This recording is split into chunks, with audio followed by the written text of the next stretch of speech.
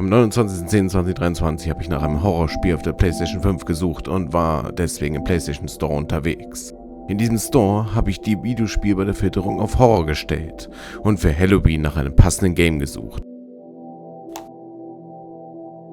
Vieles war zu teuer und sah auch nicht vielversprechend aus bei manchen Spielen. Aber dennoch habe ich wie ein Schatzsucher da weiterhin die ganze Zeit noch mit Scrollen gesucht, um den Hidden Gem zu finden. Dementsprechend habe ich dann nach einer halben Stunde Scrollen dann das perfekte Spiel für Halloween gefunden, nämlich Claire. Das Spiel Claire ist nämlich bei der Erstveröffentlichung am 10. Juli 2019 dann auf Steam und itch.io, wie man hier direkt so sieht, ist es dort das erste Mal veröffentlicht worden. Liegt einfach daran, dass sie das dort besser vermarkten konnten, weil es ja auch Indie-Entwickler sind und dementsprechend die Community besser ansprechen konnten. Die Vermarktung war da auch viel besser, als sie es dann gemacht hatten und dann aber eher nochmal eine Unterstützung bekam, aber dazu komme ich später noch. Am 23.10.2020 war es dann soweit, dass sie auf die Xbox One geportet hatten und am 30.10.2020 dann eher auf die Switch. Da war das dann direkt, das zur Verfügung stand und am 30.09.2022 ist genau die Version, die ich auch bekommen habe, und zwar nämlich PlayStation 4. Man hat sich einfach nämlich gedacht, okay, das ist halt besser, wenn man das da weiterhin nochmal unterstützen tut, denn es gibt nämlich auch noch eine weitere Firma, die das auch noch gemacht hat. Und jetzt komme ich nochmal zu denen, die das auch entwickelt haben. Die Entwickler und die Herausgeber, die dafür verantwortlich sind, heißen Invertmaus. Und die das da weiterhin nochmal für die anderen Konsolen, und zwar für die PlayStation 4 und die Switch, noch weiterhin nochmal publiziert hatten, heißen Sekai Games von Sekai Project Inc. Invertmaus hat zuvor schon mal Spiele entwickelt, die aber mehr so in dem Visual Novel Style da gestaltet waren, wie man zum Beispiel jetzt hier sieht.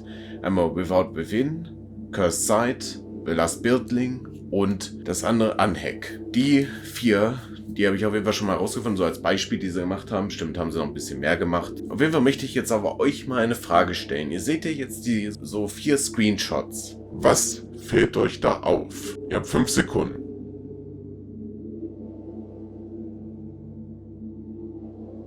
Ja, es ist tatsächlich so, dass sie einfach, nämlich da bei den Xbox One als einziges dort die USK-Stufe auf 6 gebracht haben. Alles andere mit der Switch, PlayStation 4, Steam, die haben sich einfach gedacht, ja, es ist halt USK 16 in dem Falle. Aber die Xbox One hingegen, das ist auch für Erstklässler gedacht. Garantiert, ist ja ohne Jumpscare, Garantie.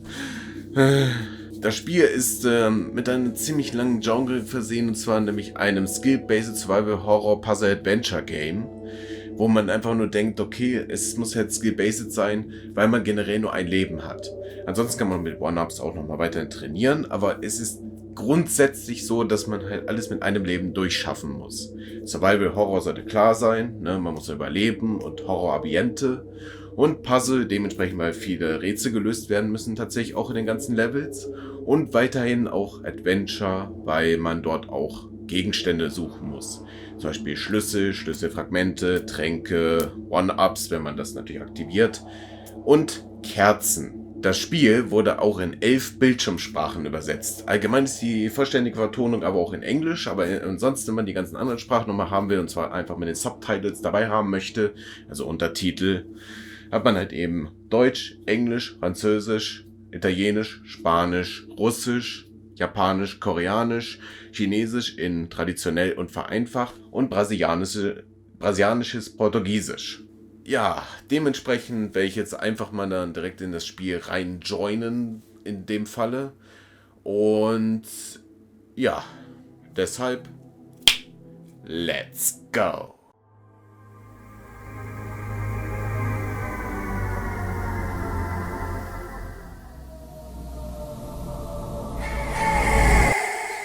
Zuerst kommt das Logo von Invertmaus.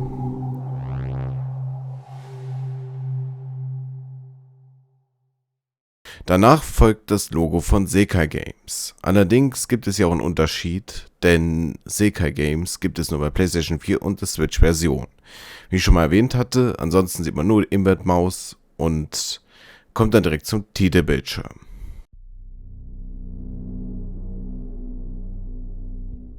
In dem Titelbildschirm sehen wir Claire, wie sie hin und her schaukelt, und ich muss gleich schon mal sagen, sie macht nicht gerade einen fröhlichen Eindruck. Und das zieht sich durch das Spiel enorm dann schon mal durch. Im Hintergrund ist nur die Dunkelheit mit bewölktem Himmel zu sehen. Nur gibt es jetzt direkt auch nochmal Unterschiede, und zwar nämlich bei der Steam-Version und der PlayStation 4-Version, weil ich die beiden als einziges habe. Deswegen einmal hier die Steam-Version.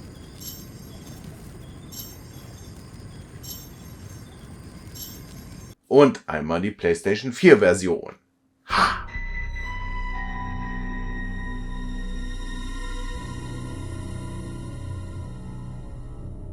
Wie man auch schon sehen kann, gibt es auch noch 4 Schwierigkeitsgrade, und zwar nämlich einmal Hell, Dunkel, Chaos und Chaos Plus. Es gibt dann auch noch weitere Kategorien in den 4 Modi, die man dann unter den Schwierigkeitsgraden sehen kann, und zwar nämlich unendlich speichern, One-Ups, unsichtbar und Arcade. Diese 4 Dinge sind dann auf jeden Fall wichtig, wenn man noch ein bisschen mehr Herausforderung haben möchte, und dementsprechend eine ganz gute Kombi, um das einzustellen, je nachdem des Schwierigkeitsgrades und der Modi selbst, die man auch sogar kombinieren kann. Kommt aber ganz darauf an, wie der Schwierigkeitsgrad gewählt wird. Bei Chaos und Chaos Plus wird da zum Beispiel One-Ups komplett gestrichen, deswegen Skill-Based halt, ne? Es gibt auch diverse Kostüme, die man bei Claire dort auswählen kann. Und es gibt da den Standard, und es geht dann immer so weiter. Einige dieser ganzen Kostüme, die man dort sieht, muss man erstmal freischalten, haben bestimmte Forderungen. Zum Beispiel spiel das Spiel einfach durch, ohne dass du mal speicherst, oder spiel den Chaos-Modus durch oder sowas.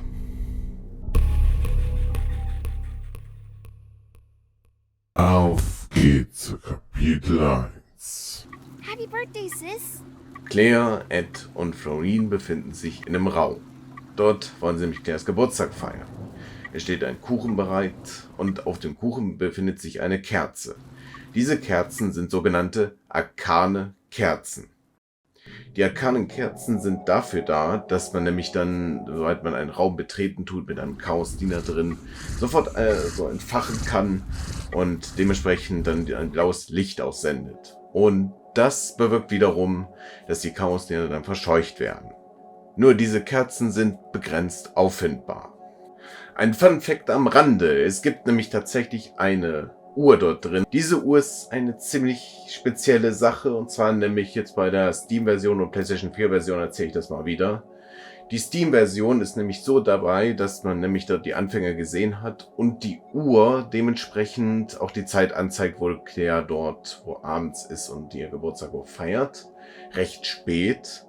Und zwar würde ich mal schätzen, dass es einfach 22:40 Uhr ist und dementsprechend sich in der Nacht befindet. Bei der PlayStation 4-Version und ebenfalls auch der Switch-Version tatsächlich ist es eher so, dass es nach der Systemzeit sich richtet. Sprich also, das werde ich jetzt einfach mal hier zeigen, ja. Also ihr seht es auf jeden Fall, die Uhr.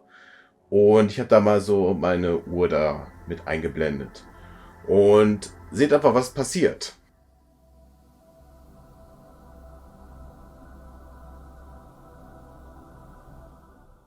Stark, oder? Ja, die haben aber auf jeden Fall diese Sache da wohl gemacht, dass sie eben so ein bisschen Animation reingebracht haben und dass sich nach der richtigen Uhrzeit sich richtet, beziehungsweise der Systemzeit, die man auch selber so eingestellt hat. Dieses Spiel gibt dann auch noch mal kurz und knapp ein Tutorial an. In dem Raum, in dem man sich befindet, gibt es einmal Türen mit einem Fragezeichen und einem Ausrufezeichen drauf. Wenn man mit dem Fragezeichen dort reingeht, dann kann man dort auch schon das Tutorial sehen. Entweder man sieht es oder man braucht es auch danach nicht mehr, wenn man es sogar nochmal zocken möchte oder so. So ist halt Laufen, so ist halt Schleichen, durch die Tür spähen irgendwie, also dass man da irgendwie unter die Tür durchguckt, wie man das da so gesagt hat. Also ich kann da absolut nicht irgendwas darunter erkennen. Hier drunter durchzuschauen ist einfach nicht möglich. Ab hier beginnt es auch schon so, dass nämlich ein Chaos-Diener Claire verfolgen wird. Während des Szenarios muss sie noch Schlüsselfragmente finden. Hier bei dem ersten Kapitel muss man aber allerdings M-Stück und T-Stück finden und zu einem MT-Schlüssel dann kombinieren und dementsprechend zu der Tür gehen, die auch MT-Tür heißt. Ja, weil das halt auch diese Initialen, wo da drauf sind. Und soweit man das geschafft hat, ist auch schon eine Kapitel 1 durch.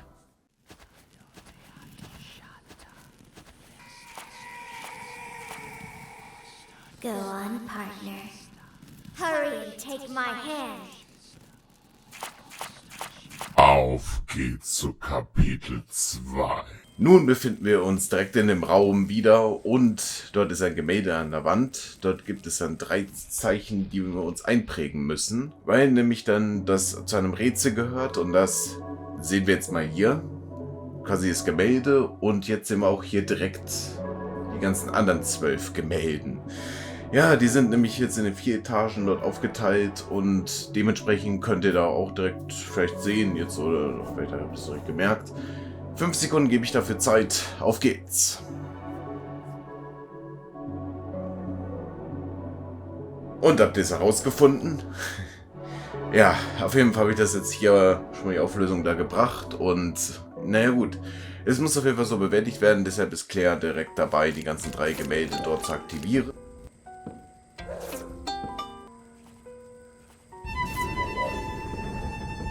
Und dann kann man direkt schon einen Gartenschlüssel finden. Neben dem Schlüsselfragment, das nämlich mit einem L-Teil und X-Teil gefunden werden muss, weil es sich um eine LX-Tür handelt.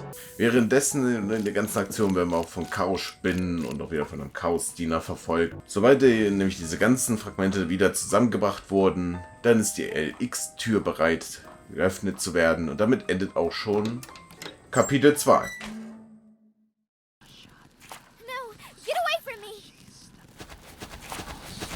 Auf geht's zu Kapitel 3. Nach den Ereignissen von Kapitel 2 befindet man sich ja nun hinter der LX-Tür und dort ist ein Irrgarten. Dort befinden sich die verschiedensten Türen mit den verschiedensten Symbolen drauf und da gibt es nämlich dann einen Kreis, einen Halbkreis, Raute, Quadrat, Dreieck, Kreuz, Sichermond, Ausrufezeichen, Fragezeichen und Stern. Diese ganzen Dinge, da muss noch gefunden werden und zwar nämlich auch noch, weil dahinter sich auch Schlüssel befinden können, weil es nämlich noch farbige Türen gibt, wie man es jetzt hier zum Beispiel sieht, die ganzen 4farbigen Türen und auch noch die 4farbigen Schlüssel. Es gibt ja auch noch dann so einen Aufbau hier, ich habe das mal selber als Grundriss hier gezeichnet. Quasi ist das nur eine Vorderansicht, aber ich habe mir gedacht, ich mache mir einfach mal die Mühe und werde das einfach mal so als Draufsicht zeichnen. Ja, jetzt werden wir nämlich sehen, wie Claire das schaffen wird. Hoffen wir einfach mal, weil nämlich das Ganze nämlich ein bisschen dauern kann, weil nämlich die unheimliche Claire auch nochmal auf den Fersen sein wird.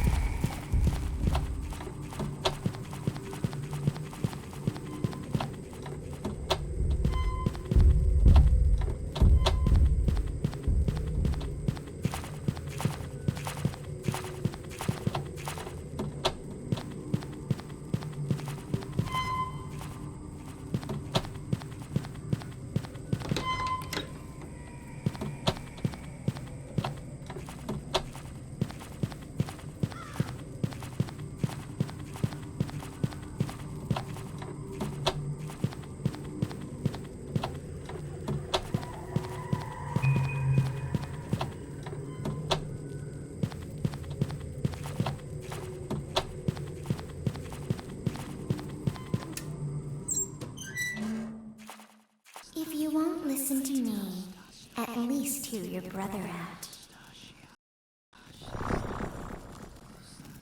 No, I won't fall for any more of your tricks. Keep going if you dare. Let's see if you can hide from the invisible. Wait! Auf geht's zu Kapitel 4.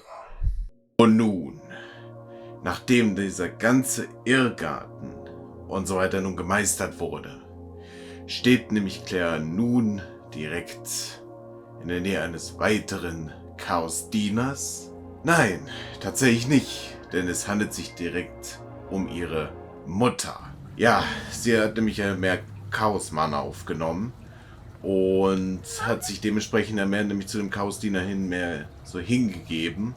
Obwohl sie noch mehr Bewusstsein hat und könnte noch ein bisschen mehr schon dabei sein, dass sie mehr im Durchdrehen ist, möchte Claire deswegen einen so einen Trank anbieten. Aber naja, das funktioniert nämlich jetzt nicht mehr so gut. Und deshalb sagt ihre Mutter auch direkt schon, dass sie lieber eher aus dieser ganzen Villa und so weiter lieber fliehen sollte. Auch ihr Bruder ist direkt auf den Fersen und möchte sie auf jeden Fall erwischen. Und der Bruder ist nämlich dann weiter noch unsichtbar auf der Jagd.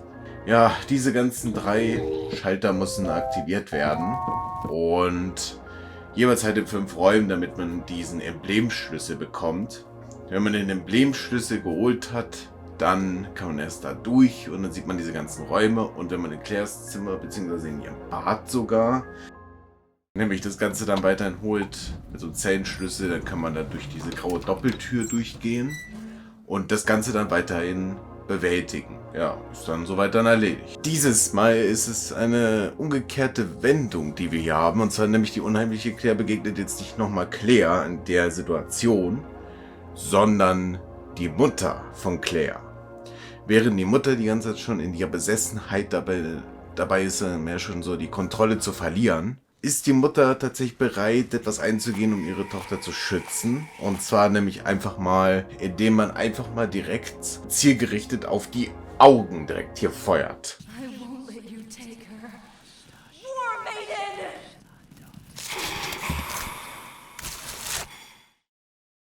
Auf geht's zu Kapitel 5. Ja, also da kann man nicht unbedingt ganz so viel sagen. Tatsächlich. Also es ist so, dass man sich jetzt dort bei den Zellen befindet und dort sieht man auch sehr viel Chaosdiener dann direkt so, die dahinter eingesperrt sind. Jedoch ist jetzt Claires Aufgabe weiterhin die ganzen Zellenschlüssel zu finden und weiterzukommen. Es gibt noch farbige Zellenschlüssel da drin und die muss man dann einfach jedes Mal weiterhin durchkommen, indem man immer wieder einen Hebel betätigt, danach diesen Schlüssel einsammelt und dann durch die Tür geht. Und das geschieht 3 Mal. Ja, das wird dann so weitergehen, bis halt die graue Doppeltür am Ende erreichen wird, aber mehr war auch nicht. Es ist zwar so, dass er immer noch von einem Chaosdiener dann weiterhin verfolgt wird. Es gibt natürlich auch dort auch einen Chaoswächter, der kommt einfach so zum Vorschein, so sprießt aus dem Boden oder so. Und wenn natürlich ein Claire dann entdecken tut, dann wird der Chaosdiener dadurch wohl aufmerksam. Ja, Kapitel 5 ist jetzt nicht gerade so das Spektakulärste. Da muss man erstmal durchkommen und das war's.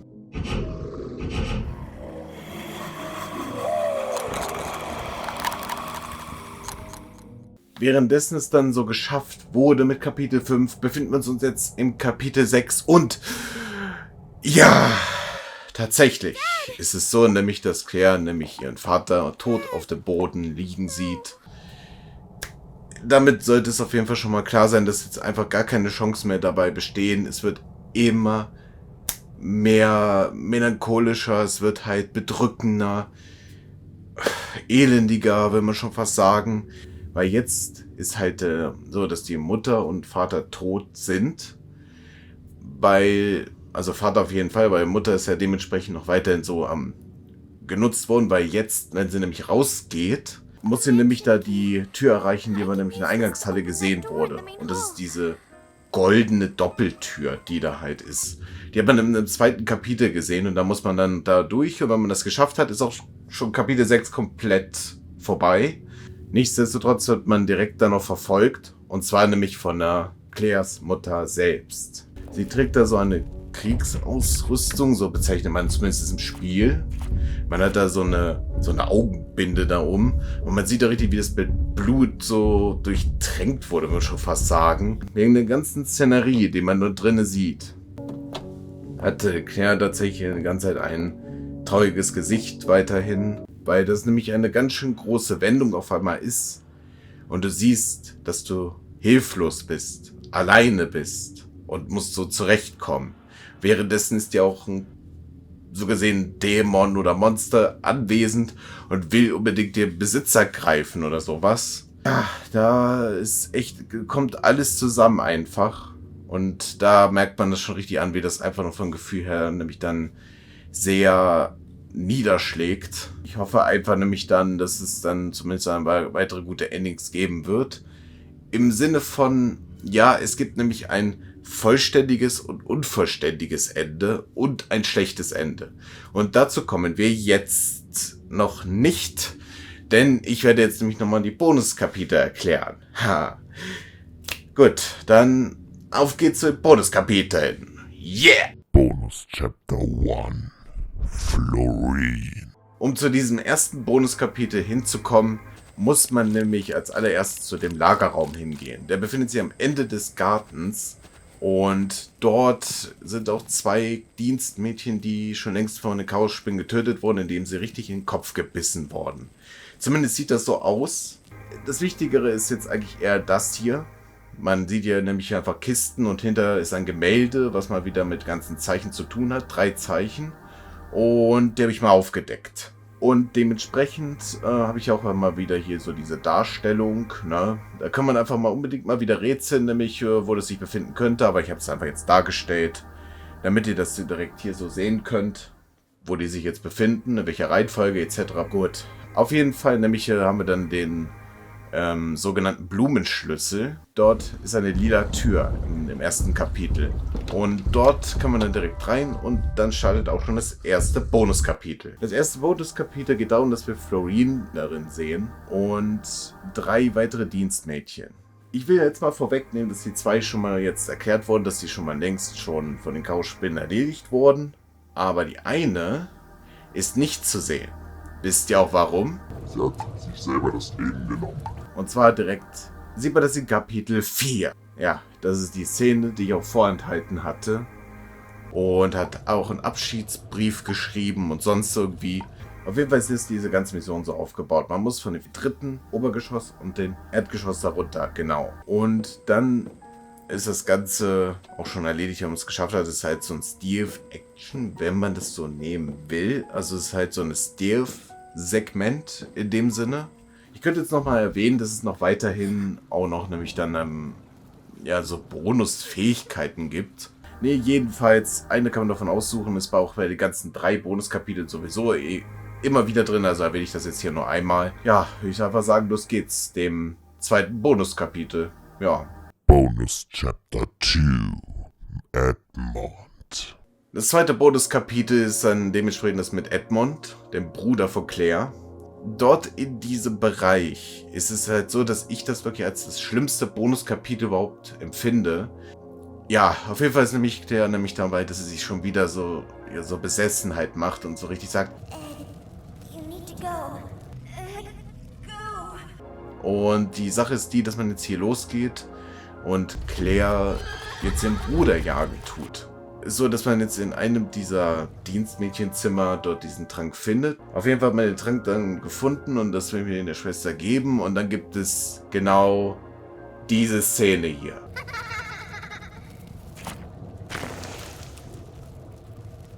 Ganz ehrlich, als ich diese Szene auch da so gesehen hatte, war das echt ein Schockmoment für mich überhaupt. Also man kann sich das gar nicht mal ausmalen, weil klar war sie noch in der Besessenheit drinne, aber trotzdem hat sie ja unter diesem Einfluss gestanden und einfach Bruder getötet in dem Fange. Deshalb ist es das, was sie auch als Theorie gesagt hatte, dass ihr Bruder in Wirklichkeit die ganze Zeit tot ist und in Wirklichkeit als Geist nur da sitzt, aber trotzdem irgendwie gesehen werden kann, warum auch immer. Ist ein bisschen schwer, ne? Ihr merkt schon das so ein bisschen. Aber dennoch möchte ich jetzt nicht zu sehr weiterhin das ausholen. Ich denke, wir machen einfach weiter. Bonus Chapter 3. Mutter. Gut, ich möchte jetzt ja halt nicht zu viel jetzt hier sagen. Es ist halt wieder so ein Hebel zu betätigen. Dann muss man den Schlüssel dort holen, dass er vorher hinter den Zellen halt war. Also einer der Zellen war. Dann geht man nämlich direkt zu dieser Elterntür da durch und das war's. So. Ja, wenn wir schon mal gleich drin sind und da sieht man halt, dass man mit der Mutter herumexperimentiert hatte. Und zwar nämlich mit dem Chaos Mana. Ja, hat sie noch so ein bisschen das Bewusstsein halt da, wie man es auch schon gesehen hatte, als nach Kapitel 3 dann dort erreicht wurde. Dennoch ist es so, dass sie nämlich die Mutter jetzt dort auch spielen. Und dort die ganzen Chaos-Diener einfach, naja, ich weiß zwar nicht genau, was da passiert, aber die bringt es halt eben um. Also, das ist eigentlich eine ganz coole Szene an der Stelle. Aber ihr wird am Ende trotzdem auch bewusst, dass nämlich alles von der Familie erstrangig dasteht und alles andere ist zweitrangig. Dad and my children. I love them, so I will protect them. Anything else is secondary. Die Mutter sucht alle möglichen Wege, um halt ihr Kind zu schützen, dementsprechend Claire. Aber was mir auffällt an der ganzen Sache ist immer, dass Edmond, beziehungsweise Ed, abgekürzt, überhaupt nicht mal in Betracht gezogen wurde. Nicht ein wenig. Es wird nicht mal erwähnt. Das wollte ich nur mal anmerken. Das schlechte Ending ist in dem Falle, dass sie jetzt dort wirklich von der Klippe springen wird und dann quasi nämlich dort den Suizid gewählt hat, damit jetzt die Kriegsmacht nicht unbedingt sie jetzt als Gefäß nutzen kann. Ich hasse übrigens dieses Wort so sehr. Ja, es ist dann so, dass sie dann nur das Ganze verzögert hat und irgendwie in 100 Jahren, 1000 Jahren oder was auch immer dann nochmal irgendwas anderes ausprobieren wird. Was natürlich jetzt aber auch nicht heißen soll, dass nämlich dieses schlechte Ending gut jetzt in dem Sinne abgewandelt werden kann. Weil Suizid soll ja auf jeden Fall keine Lösung sein, jetzt an der Stelle. Niemals sollte das eine Lösung sein. Niemals. Okay, gut. Das mit dem unvollständigen guten Ende, das läuft ja so ab, wenn man die Bonuskapitel nicht gemacht hat. Kommt sie da so ein bisschen ins Selbstzweifel, riecht auf jeden Fall in Tränen aus in dem Falle, weil sie dann dort an die Leute denkt, die auch wirklich ihr was bedeutet hatten. Ja, und dann gibt es halt dieses Ending, in dem Falle. Ist dementsprechend unvollständig, wie gesagt, weil man halt die Bonuskapitel nicht gemacht hat. Das ist auf jeden Fall das beste Ending, finde ich. Und zwar nämlich, weil sie da alles über die Familie so herausgefunden hat, weil da viele Experimente gemacht wurden, etc. etc. Haben wir alles herausgefunden. Wurde nämlich dadurch eben festgestellt, dass Claire dabei auch nämlich dann gesehen hat, dass nämlich die Familie sie so akzeptiert hat, wie sie halt ist. Und nun möchte sie wiederum aber zu der unheimlichen Claire das genau das Gleiche vermitteln. Und somit halt etwas, ja, genauso das gleiche Gefühl halt abgeben, solange es halt vielleicht geht. Und finde ich eigentlich schon mal ziemlich gut, weil das in der Szene, und das ist übrigens die einzige Szene in dieser Situation, wo sie wirklich mal lächelt. Ja, am Ende sieht man dann in dem Falle, wie Claire, die unheimliche Claire, dann umarmt. So kann man sich das halt eben entscheiden lassen, wo man halt eben endet. Ich meine, man kann ja immer noch, obwohl man die Bonuskapitel gemacht hat, ja immer noch das schlechte Ending sich entscheiden. So ist es ja jetzt nicht. Aber ich finde trotzdem, dass es immer noch so gut ist, dass mehrere Endings dabei dann hat, obwohl es ein gutes Ende ist und so weiter. Finde ich halt stark gemacht in dem Falle. Das Ende wurde nun erreicht und man hat deswegen auch den sogenannten Kriegsmight-Modus freigeschaltet. Das bedeutet nämlich, dass es auch mit diesen 7 Symbolen hier nämlich dann eine ganz spezielle Herausforderung sein wird. Und das Ganze kann man unter diesen Voraussetzungen nochmal durchspielen oder unter den Schwierigkeitsgraden, je nachdem. Alles in allem muss man sagen, dass es eine creepige Angelegenheit ist und vor allem auch eine kranke und ebenso faszinierende Story in dem Sinne ist. Und hat das Ganze ganz gut zusammengefasst und muss natürlich auch sagen, dass ich wirklich froh bin, dieses Spiel erlebt zu haben und dementsprechend auch gekauft zu haben. Weil so etwas habe ich nicht erwartet, ich bin ganz ehrlich, ich habe eher erwartet, dass es mehr so dieses Visual Novel Style ist, ne? Man kennt's, wenn man halt den Text hat, Anime-Charakter und so weiter. Aber tatsächlich war es richtig gut aufgebaut. Es hat mir eine Menge Spaß gemacht, das Ganze so zu erleben. Gut, dann bedanke ich mich auch fürs Zusehen und dann auch bis zum nächsten Mal zu einem weiteren Video. Aber eine Sache habe ich noch. Ihr habt ja bisher die unheimliche Claire gesehen. Aber habt ihr auch die Chaos Claire gesehen?